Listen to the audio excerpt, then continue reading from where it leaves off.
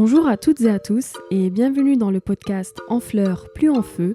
Je suis Fella Hachkadour et je serai votre hôte pour l'épisode d'aujourd'hui. En fleurs, plus en feu est un podcast qui a pour objectif de mettre en visibilité le travail du projet de promotion des actrices racisées en recherche partenariale au Québec, le projet PAR. Et maintenant, l'épisode d'aujourd'hui.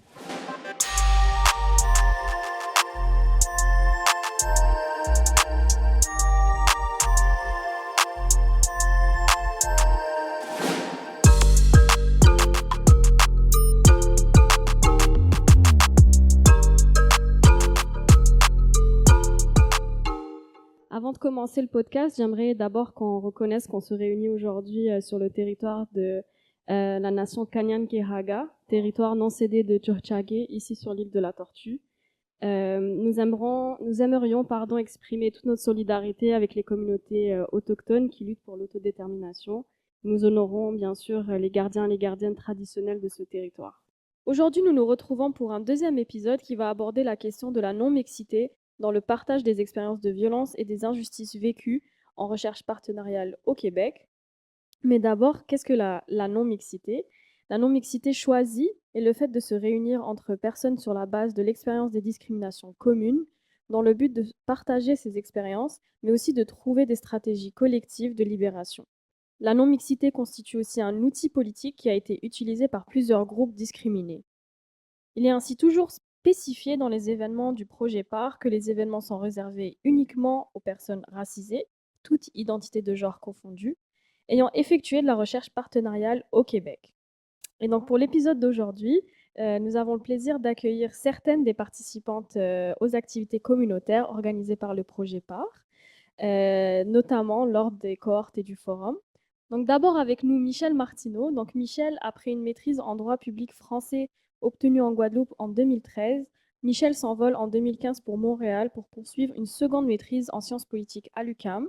Depuis 2018, elle est candidate au doctorat en sciences politiques à l'Université de Montréal, où ses intérêts de recherche gravitent autour des thèmes de la colonisation, de la décolonisation, de la race, de l'identité, de la géopolitique caribéenne ou encore de la sociologie politique, s'attestant à montrer en quoi la focale identitaire, politique et culturelle a un impact dans le devenir de l'archipel guadeloupéen, choix en faveur du statu quo, de l'autonomie ou de l'indépendance. Michel est également artiste peintre. Merci Michel d'être là. Merci beaucoup.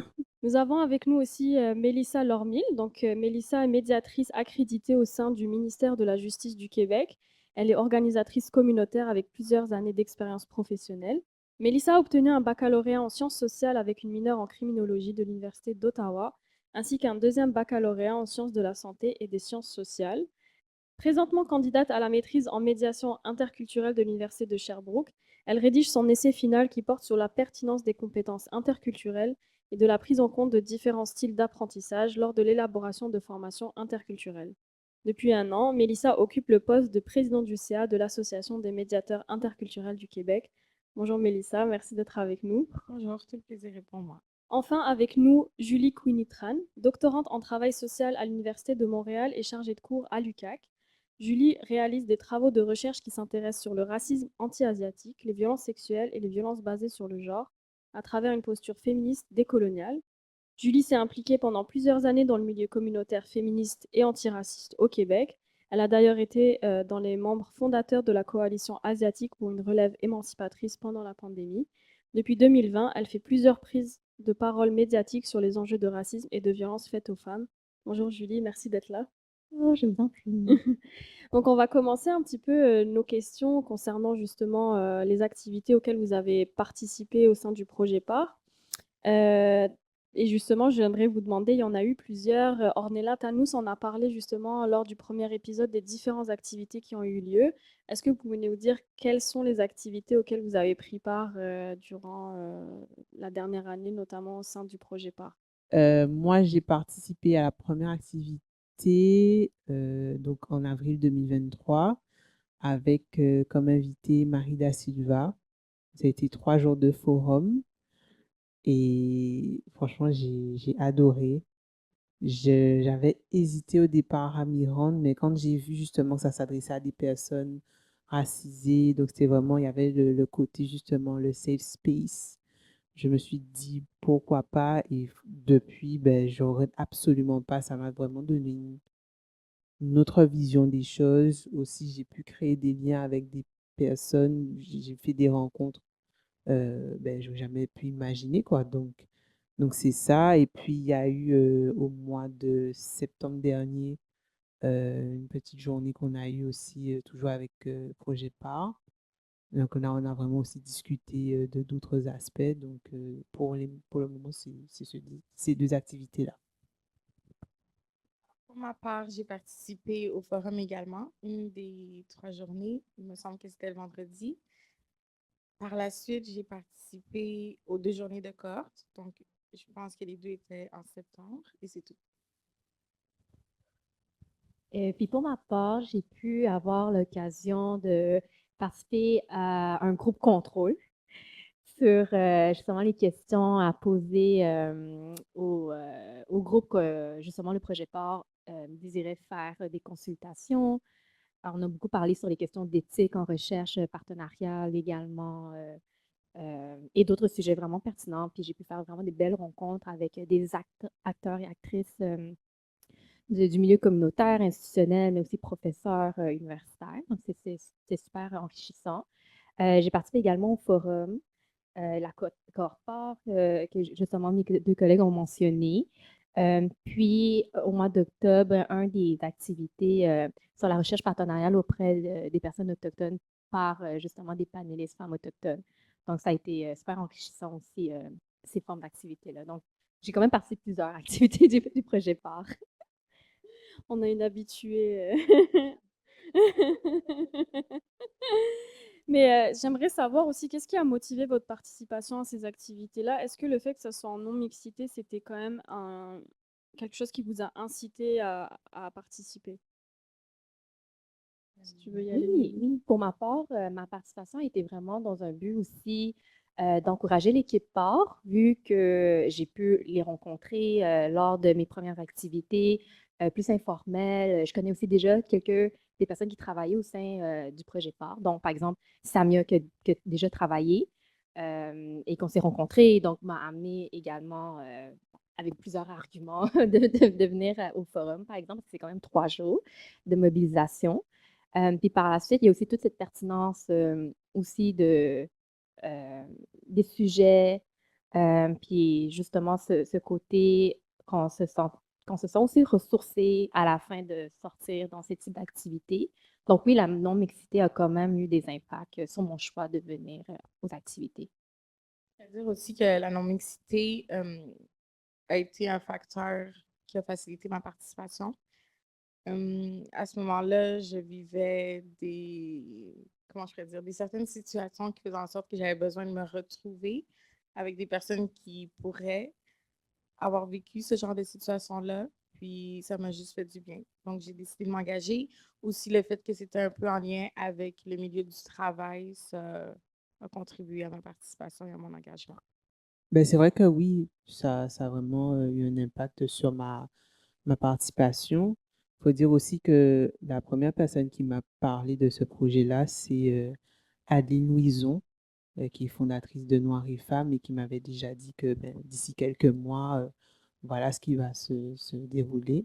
Et donc, quand le forum est arrivé, donc j'ai vu un peu le descriptif, je me suis dit, il faut absolument que j'y aille parce que justement, je m'étais rendu compte au cours de mon parcours universitaire que je n'avais pas d'espace où je pouvais parler librement, dire clairement ce qui va, ce qui ne va pas, sans être jugé, catalogué, ce genre de choses.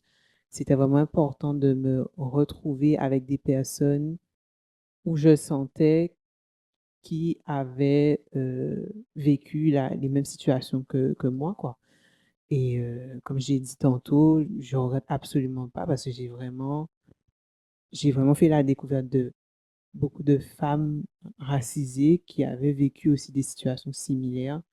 Et ça m'a conforté justement dans le fait que ben, c'était ce qu'il fallait faire dès le départ. Et selon vous, quelle est l'importance de la non-mixité quand on vient à parler de discrimination ou de violence? En quoi le fait d'être en non-mixité devient nécessaire à ce moment-là? Ben, justement, ça vient légitimer notre parole. On n'est pas dans justement le jugement. On vient pas remettre en question nos expériences, notre vécu. Et je pense que tout le monde qui a participé aux différentes activités, c'est ce qu'il recherche en fait. Parce que qu'on soit dans le domaine universitaire, professionnel, on fait face justement à des réalités où on dit, ben, on va dénoncer telle ou telle pratique, mais on va plus nous dire, mais non, mais tu hallucines, c'est pas ça, tu grossis des choses, alors que non, le problème est là, il faut le dire, il faut le souligner. Mais c'est vrai que quand, par exemple, on est une personne minoritaire, entre guillemets, qui cherche justement à faire valoir ses droits et sa vérité, ça devient très compliqué. Donc, oui, c'est sûr que c'est très important. Je pourrais dire que c'est important parce que ça nous permet d'en parler, aussi d'être reconnu à un certain niveau sans nécessairement avoir des attentes. Donc, le fait qu'on sort peut-être du cadre dans lequel ces discriminations ou ces expériences ont pu être vécues, ça nous permet juste de pouvoir discuter. Et comme Michel l'a dit, d'être légitimé dans notre parole. Puis ça enlève aussi cette forme de charge raciale que on peut ressentir en étant dans des espaces de mixité, non choisis aussi des fois. Puis au final, ça nous permet en effet de euh, aussi mettre des mots des fois sur des vécus qu'on a peut-être expérimentés et que justement quand une personne va partager un témoignage, finalement ça fait écho avec nos propres expériences aussi. Beaucoup de partage au niveau des stratégies également, comment naviguer dans ces certains milieux qui peut être violent face à nos propres identités. Donc, moi, je vois vraiment aussi une forme de sororité à l'intérieur de ce type d'espace. Justement, Julie, tu parlais de la charge raciale, pardon. Est-ce que tu peux expliquer aux auditeurs, auditrices, c'est quoi la charge raciale? Oui. Donc, la charge raciale, en fait, c'est un concept qui a été amené par Mabula Sumaoro dans son livre Le triangle et l'hexagone. Donc, ouais, dans le livre Le triangle et l'hexagone. Puis, en fait, elle s'est inspirée du concept de la charge mentale qui a été mené par les féministes de deuxième vague, comme quoi que souvent, en tant que mère de famille, en tant que femme dans des couples hétérosexuels, prend beaucoup de poids par rapport avec les responsabilités de la vie familiale. Puis en fait, elle faisait écho sur la réalité en tant que personne racisée. On doit toujours, en fait, se préparer mentalement à ces formes de racisme et de discrimination qu'on peut subir à cause de la racisation que la société émet sur nous. Donc, par exemple, lorsqu'on va aller conduire en tant que personne, par exemple, noire, dans son cas, elle, c'est une femme noire, elle expliquait, ben, elle doit toujours s'assurer qu'elle a ses cartes identitaires pour pouvoir conduire, par exemple.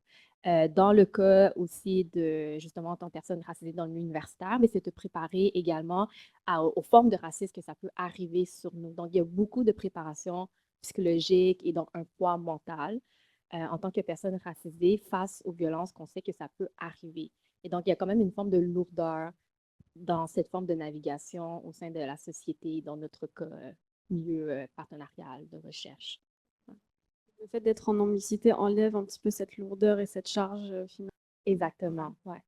Je voulais vous demander aussi, quand vous avez participé aux activités qui étaient toujours en non-mixité choisie entre femmes, personnes non binaires, racisées, noires, euh, avec quoi vous êtes reparti après avoir participé à ces événements-là? Et ça a été quoi les moments les plus forts pour vous lors des différents événements auxquels vous avez participé? Si tu veux commencer, Michel. Alors, je ne sais pas si je pourrais résumer parce il y a eu vraiment tellement de choses qui se sont déroulées. Ne pas raconter. Alors, en termes de moments forts, déjà, je dirais que c'est quand j'ai pris la parole et que j'ai partagé mon expérience quand je travaillais pour un organisme et donc ce que j'avais subi. Et Marie, elle m'a dit tout de suite, mais tu as vécu ça, ça, ça, ça, ça, ça, ça. Et donc, en me faisant la liste de ce que j'avais vécu, j'ai littéralement fondu en larmes parce que je me suis rendu compte, en fait, à quel point ça avait un impact sur ma santé physique et mentale, j'avais mis ça de côté, hein. Pour moi, c'était, on va dire, normal que ce genre de choses m'arrivait, sauf que non. La réalité fait que quand on prend en compte des facteurs, ben, ça fait que, ben, il y a cette situation-là. Autre point, mon Dieu, on a fait des exercices justement pour essayer de mettre le doigt sur nos réalités, sur ce qui va, ce qui ne va pas, pour prendre conscience justement que, ben, voilà, vous êtes soit dans le milieu partenarial ou universitaire, mais vous avez tel et tel défi auquel vous devez faire face. Et c'est surtout comment, et c'est ça que j'ai apprécié aussi avec Marie, c'est qu'elle donnait des outils pour nous apprendre à nous défendre. Je n'avais pas ça auparavant. Et c'est pour ça aussi, je pense que en ressortant du forum, je me suis sentie beaucoup plus armée sur le plan psychologique et mental.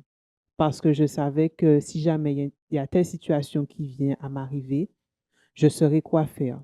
Je saurais comment répondre, comment me protéger.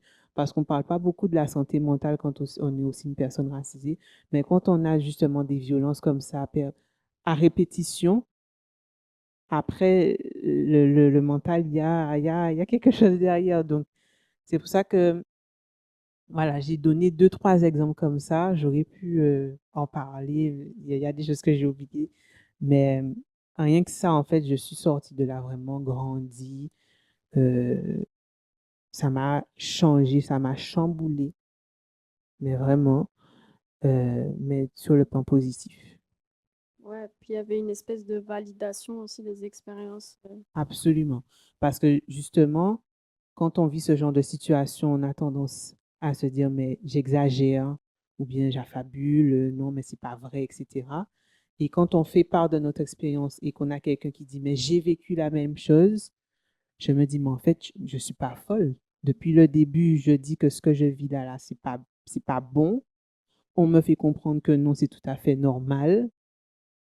Et d'arriver à cette situation-là, en se retrouvant justement avec des personnes qui nous ressemblent, ouais, là, ça aussi, ça m'a vraiment frappé, en fait.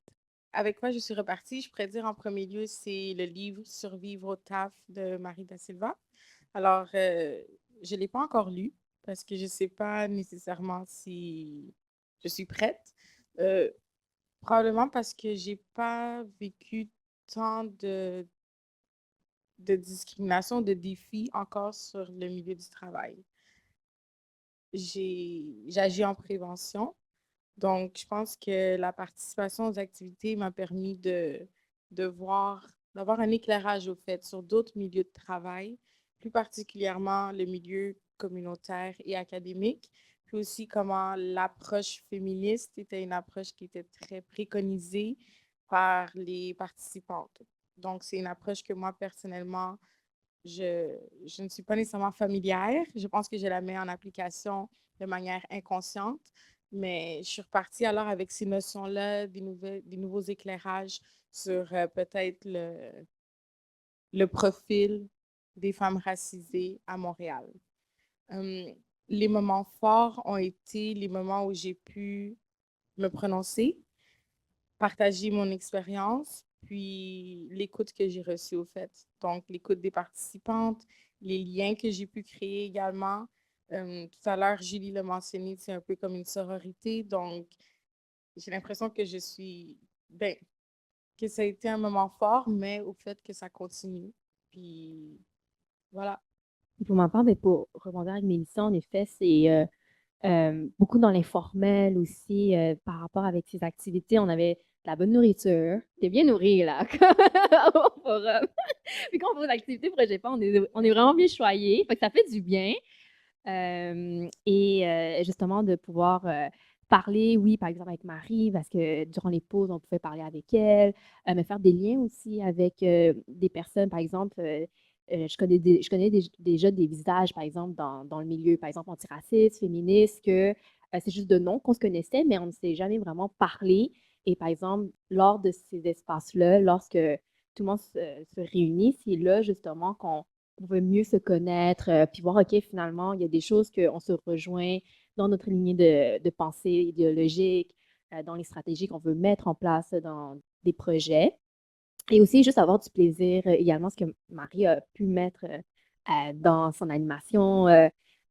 Donc, pour moi, je suis ressortie quand même avec une meilleure légèreté pour affronter une fois à revenir dans le monde académique, sachant que je suis pas seule avec ces expériences-là, puis je peux me retourner avec, voir des personnes qui vont comprendre en fait mes expériences et partager des outils pour pouvoir naviguer dans ce milieu-là.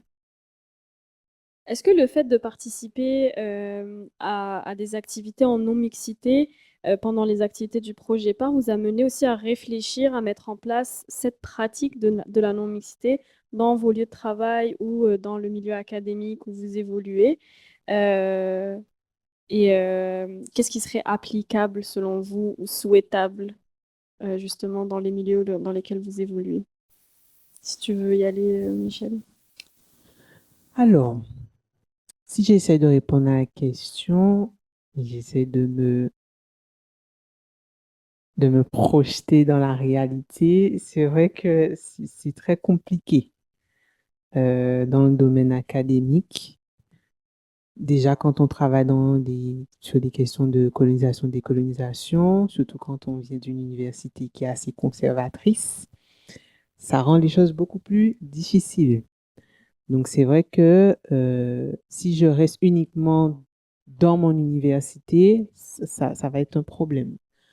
Mais moi, j'essaie de faire justement l'effort d'aller vers les autres universités, donc où je sais justement, j'ai des connaissances qui se trouvent dans ces institutions-là, pour essayer de me créer mon réseau à moi.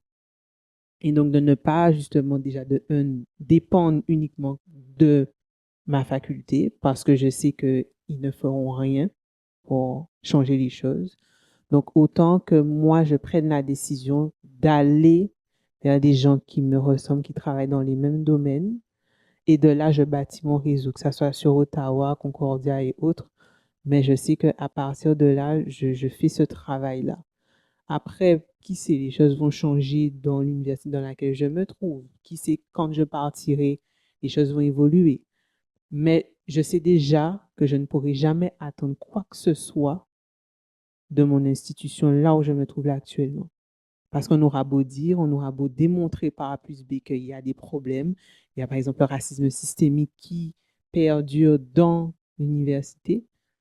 On sait très bien qui est à la tête de ces institutions-là, les gens ne comprendront pas. Donc autant que moi je prenne des décisions pour casser ça et me retrouver justement, bâtir, comme je disais, mon réseau et de là, on verra ce qui va se passer par la suite. Donc finalement, pas forcément à l'intérieur de l'institution, mais à l'extérieur. Absolument. Mais c'est quand même avec des personnes racisées. Oui, oui, oui. Mhm. Oui.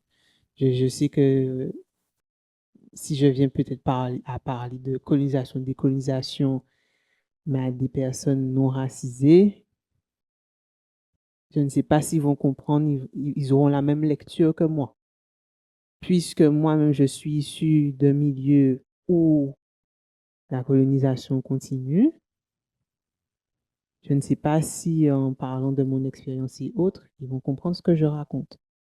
Alors, c'est vrai qu'il ne faut pas, on dit oui, il ne faut pas que tu aies un esprit fermé, etc. Je veux bien, mais dans des questions comme ça, il faut que je cherche des personnes qui vont comprendre exactement ce que je raconte. C'est important. Oui, qu'on ne remette pas en question non plus. On parlait d'injustice épistémique dans le premier épisode. C'est notamment mentionné dans la recherche menée par Félicia K et Sastaer. C'est ne pas remettre en question systématiquement les connaissances que tu ramènes. Absolument, absolument. Parce que si je viens justement à parler de mes réalités, eh bien je parle de ma thèse à quelqu'un qui ne connaît absolument pas et qui a une vision très étriquée de la chose, ça va me poser un problème. Et justement, on va arriver à une situation on va s'auto-censurer pour faire plaisir à l'autre, etc. Alors que non, la réalité, elle est telle qu'elle est. Et c'est pour ça que je dis que je sais que mon université actuellement là ne fait pas le travail pour reconnaître certaines situations. Moi, je prends la décision, je prends mes petites valises et je vais regarder ce qui se passe ailleurs. On l'a pas mentionné quand on t'a présenté, mais tu as aussi un blog Identité Caraïbes. Est-ce que ça fait partie de ta stratégie? Oui, parce que pour la petite histoire, moi, j'écrivais des articles pour un centre de recherche qui se trouve toujours à l'UDEM. Sauf que on m'a dit pour X raisons que on comprenait pas ce que je racontais, etc., etc. Donc, en gros, de laisser l'article tomber. Si tu as autre sujet, viens, il n'y a pas de problème, mais là, c'est pas possible. Et en plus de ça, j'avais remarqué toujours au sein de ma faculté qu'il n'y avait aucun centre de recherche sur les études caribéennes. J'ai trouvé ça vraiment choquant parce que je me dis qu'on sait qu'il y a quand même une communauté antillaise qui est fortement présente. Comment se fait-il qu'on a des chaires de recherche sur les États-Unis, l'Afrique, l'Asie, etc. La Caraïbe, elle se trouve où? Et surtout, je ne voyais pas de site Internet ici basé au Québec notamment qui me donnerait ne serait-ce que des éléments de base pour comprendre ce qui se passe, par exemple, aux Antilles françaises. Et justement, de casser la vision très exotique, etc. Et donc, pour faire comprendre qu'il y a des réalités qui se jouent dans ces territoires-là. Et c'est à force de réflexion, etc., que mes amis m'ont dit, mais Michel, il faut que tu crées ton blog. Tu ne peux pas attendre sur le bon vouloir de ces gens-là pour que tu puisses venir publier un article ou même sur, au niveau de la presse régionale, nationale, pour qu'on puisse accepter ton papier. Tu dois faire le travail, quitte à ce que il y a un sacrifice financier parce que bon, il faut payer le site hébergement, etc. et autres. Mais tu sais que ce sont tes écrits, on ne va pas remettre en question justement ce sur quoi tu écris. Et c'est pour ça qu'en 2020, on était en pleine pandémie avec tous les événements aussi avec George Floyd, etc. Tout ça, ça m'a motivé à me dire, bon, ben, on y va, on lance Identité Caraïbe et depuis, ça fait 3 ans et depuis, je ne regrette absolument pas d'avoir créé mon site internet. Merci. Mélissa, est-ce que tu penses que l'expérience de cette non-mixité-là serait souhaitable, applicable dans ton lieu de travail ou même à l'université dans laquelle tu es? Bon, c'est là peut-être que mon opinion diffère. Hum, Je pense que ça dépend du projet, ça dépend de l'investissement, puis ça dépend aussi des objectifs qui sont poursuivis. Personnellement, la charge, je pense, raciale ou mentale qui est associée à la non-mixité ou à la mixité est à prendre en considération. Par contre, par la nature de mon programme universitaire qui fait en sorte que non seulement on avait une mixité au niveau des identités raciales, mais aussi au niveau des identités professionnelles, ça fait en sorte que la non-mixité, pour moi, c'est un peu la norme et c'est qu'est-ce qui est souhaitable. C'est plutôt le comment composer avec cette non-mixité, puis aussi un aspect que Michel a amené qui est très important à mon avis, c'est la vision. Donc, quelle est la vision des personnes qui forment le groupe? Comment ils souhaitent contribuer à cette mission? Puis comment, au fait, quels sont les moyens qui sont identifiés justement pour qu'on puisse travailler ensemble? Donc, je pense qu'il y a des contextes où c'est favorable d'être en non-mixité et je pense qu'il y a d'autres contextes où c'est défavorable, au fait, où on ne valorise pas la diversité, puis au fait, le résultat peut ne pas être aussi bon que si toutefois on avait décidé ben, que ce soit mixte. Donc, ça, c'est ma position peut-être au niveau académique. Par contre, je suis quand même aussi d'accord du fait de s'associer avec d'autres étudiants de d'autres universités. Par exemple, aux États-Unis, moi, j'aime bien faire des liens parce qu'ils ont une vision qui est un peu plus, peut-être pas pragmatique, mais qui est un peu plus dans l'immédiateté. Donc, créer des liens, créer son propre réseau, je suis d'accord. Mais de là à dire qu'il faut qu'on soit toujours en non-mixité, non. Non, effectivement, parce que je le mentionnais aussi au début du podcast, c'est plus un outil qu'une fin en soi? Est-ce que tu vois ça comme un outil à des moments donnés pour créer justement des solidarités ou parler de certaines situations de discrimination? Absolument. C'est juste qu'il ne faut pas que ça se transforme en lutte, selon moi. Puis, dépendamment de l'objectif poursuivi, encore une fois, c'est que ça peut prendre la forme de recommandations. C'est pas obligé d'être des revendications non plus. Donc, la nature du groupe va déterminer un peu sa raison d'être, à mon avis. Donc, oui, c'est un outil, ça peut être utilisé par moment, mais il ne faut pas que ça devienne non plus son essence. En fait, ce que Mélissa amène, puis Michel aussi dans la conversation, c'est je vois ces espaces de non-mixité, c'est aussi des espaces politiques, il faut le voir. Puis en effet, est-ce que la finalité, il y a un but commun dans ce type d'espace-là? Parce que, en effet, il ne faut pas oublier que même en tant que personne racisée, on a des postures qui sont divergentes, différentes, et c'est pas nécessairement parce qu'on fait partie de la même communauté, veut dire qu'on est automatiquement pour la même cause et que ça va bien aller au milieu du travail. Et faut pas tomber dans cette forme d'imaginaire collectif aussi. Euh, exactement. Puis ça peut, en fait, malheureusement, d'entre nous, peut être déçu aussi. En imaginant, par exemple, cette forme de collectivité avec ces espaces de non-mixité. Donc, je pense qu'en effet, ça peut être pertinent s'il y a un besoin quand même criant. Par exemple, dans les milieux universitaires, ça peut être extrêmement pertinent, en fait, pour que justement des étudiants qui se rassemblent, qui vivent des expériences similaires, parce que quand on parle du racisme systémique, c'est aussi à l'université. Donc, automatiquement, je pense que ça peut être quelque chose de pertinent. Toutefois, il faut avoir les ressources. Mhm. Et souvent, c'est ça qui manque en fait pour la mise en place de ces formes justement d'espace dans les milieux institutionnels, c'est qu'il y a très peu de ressources qui sont offertes. Et donc souvent, ben, ça écope sur les personnes qui vont un peu porter, entre guillemets, cette cause-là de mettre en place un espace de non-mixité. Et donc c'est là que la charge mentale peut arriver envers justement cet individu ou même un petit groupe d'individus. Donc, pour moi, c'est sûr que c'est pertinent et peut-être même souhaitable, mais il faut mettre justement des balises autour, des ressources, et aussi que justement les personnes qui sont autour de la table, qui décident d'aller dans ces espaces-là, euh, sont d'accord avec, par exemple, la notion du safer space, parce qu'on n'est pas nécessairement dans un but de mettre un espace de courage dans ces moments-là, parce que c'est pas le but.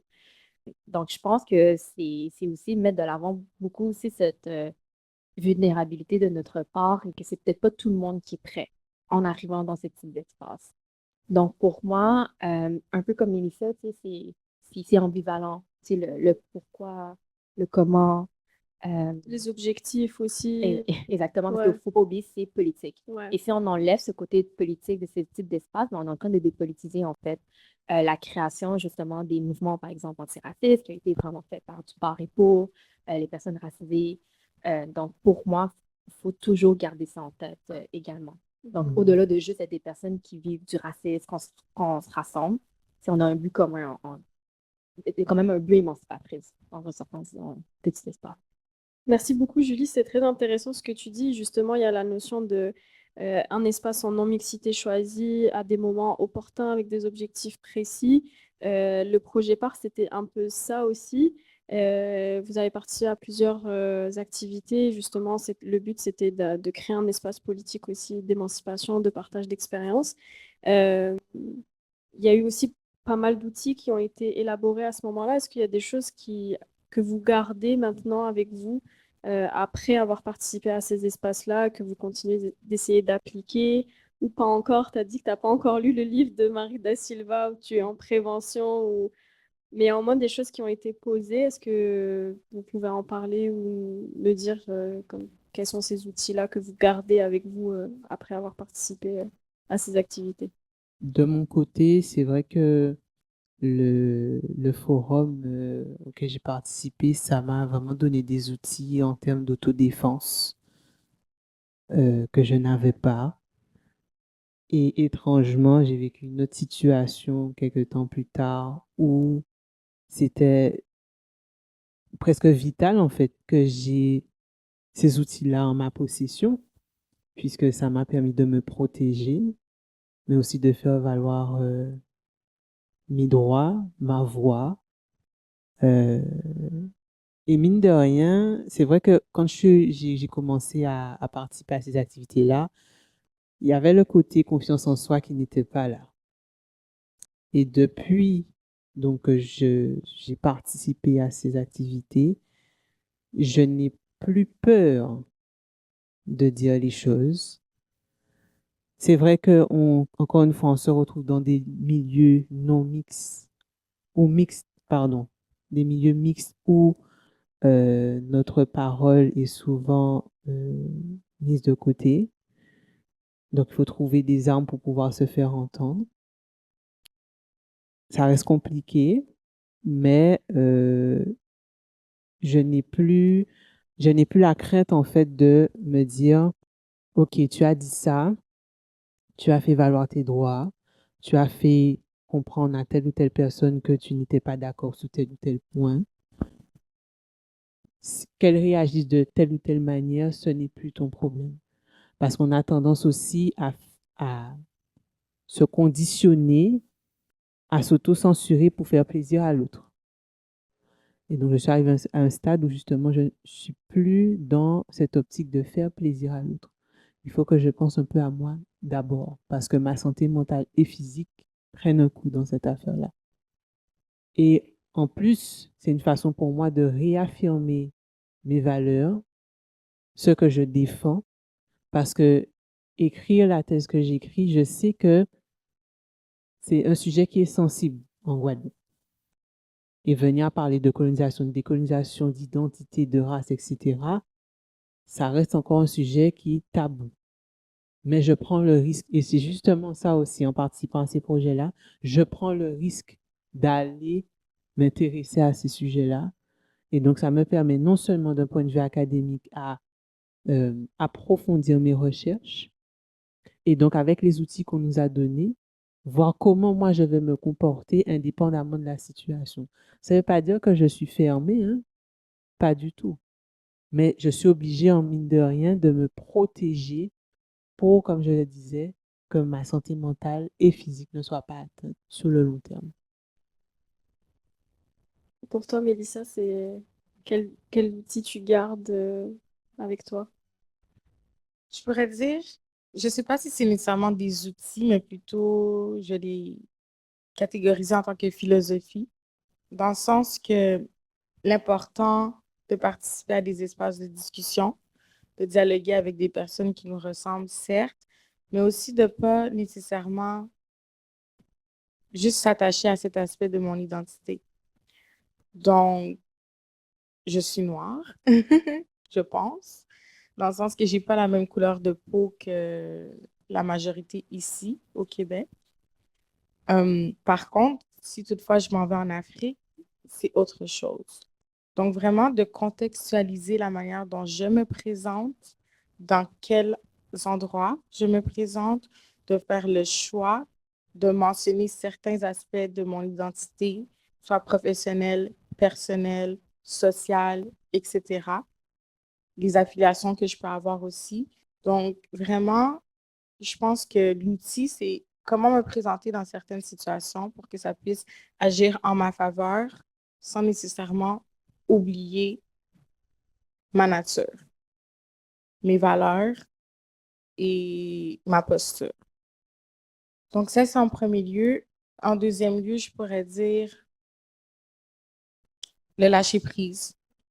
Donc, vraiment me dire que ben, j'ai une vision qu'on vit tous des discriminations, puis c'est pas de minimiser l'aspect racial, c'est plutôt se dire que ça ne doit pas toujours prendre le dessus. Puis invisibiliser d'autres causes. Donc, il y a l'aspect intersectionnel, puis il y a l'aspect visible et invisible. Donc, ça m'a juste permis d'approfondir mes réflexions sur ces enjeux-là, sur la manière dont je me présente. Merci. Julie? Mais ça fait un peu penser à la technique, tu sais, je pense qu'il était juste à 5 minutes de racisme, ce que Marie da Silva le mentionne, là, parce que si on devait s'arrêter à chaque fois qu'on vit du racisme, on ne survivrait pas, tu sais, à tous les jours. Donc, si on a comme, tu sais, un peu sélectionné nos combats, tu sais, Mhm. tu sais, est-ce que vraiment ça, c'est important? Oui, oui, tu sais, ça, c'est important, mais est-ce que ça, tu sais, quand on pèse le pour et le contre, Ouais. bon, quelqu'un a commenté sur mes cheveux, bon, ok, fine, puis on passe à autre chose. Pour moi, c'est dans une justement des cohortes, on a parlé, tu sais, de l'importance aussi de documenter nos expériences. Puis moi, c'est ça que j'ai fait et que j'ai dû m'en servir quelques mois plus tard, justement parce que je me sentais justement qu'il y avait des choses qui se passaient dans ce milieu de travail-là, des formes aussi d'appropriation intellectuelle, parce que c'est des choses qu'on a parlé. Puis documenter vraiment, tu sais, quel jour, telle date, avoir des traces de courriel à titre de preuve.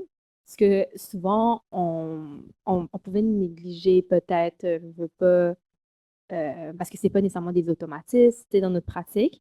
Mais pour moi, j'avais vraiment compris, OK, c'est important, en fait, de documenter tout ça lorsque, justement, ça va avoir lieu.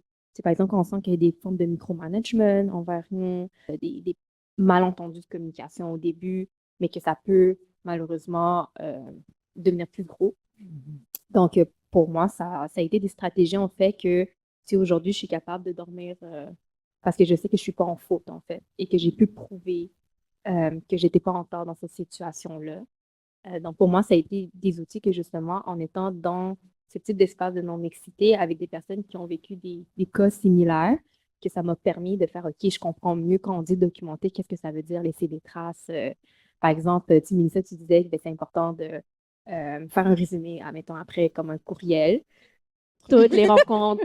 Mais tu sais, puis, tu sais, par exemple, des petites phrases stratégiques, on nous dit, ben, par exemple, merci d'avoir pris le temps d'avoir cette discussion-là. Fait que si je résume, puis tu mets les points de forme, mais ça laisse comme une trace écrite, admettons. Ça prend du temps puis de l'énergie, mais c'est important parce qu'on sait que quels sont les coûts au futur, ça peut arriver. Donc, pour moi, c'est aussi cette forme de stratégie que j'ai appris en étant dans le groupe parce qu'il y a des personnes qui l'utilisent en fait à tous les jours. Mhm. Ouais. Ça a été important aussi le fait de se rassembler avec des personnes en non-mixité, de justement communiquer ce genre de stratégie, parce qu'il y a aussi la communication des expériences, mais aussi ben, voilà comment moi je me débrouille dans mon lieu de travail, tu pourrais appliquer ça dans ton lieu de travail aussi, donc ça fait aussi un partage de connaissances entre tout le monde. Il y a aussi notre type de personnalité. Ouais. Il y a du monde peut-être qui ont cette aisance-là, par exemple, d'adresser les choses, puis d'autres personnes qui sont moins. Et donc, tu sais, des fois, on se donne même d'autres différents types d'angles à comment adresser une situation. Peut-être, est-ce qu'on veut adresser de manière beaucoup plus frontale ou, OK, peut-être tu sais, moins. Et c'est Mhm. correct parce que là, peut-être, certains vont me dire, OK, c'est super intéressant ce que tu me dis, mais moi, je suis pas à l'aise de faire ça. Fait C'est que là, votre stratégie, ça, selon ce dont la personne est capable. exactement. Ouais. Ben, merci beaucoup. Merci à vous trois d'avoir participé à ce podcast. Merci d'avoir partagé vos expériences, notamment pendant les activités du projet PAR. Merci de votre présence aussi pour ce bel échange. Merci aux auditeurs, auditrices d'avoir écouté ce podcast. On remercie aussi toutes les collaboratrices du projet, notamment à vous, sans qui ce podcast n'aurait pas pu voir le jour. À chaque étape de nos activités, vous avez fait un travail remarquable pour soutenir et apporter vos expériences et expertises à un nombre significatif de femmes et de personnes non-binaires noires, autochtones et racisées. Donc merci beaucoup encore et je vous souhaite que le meilleur pour la suite. Et quant à nous, on se retrouve dans un prochain épisode. À très bientôt.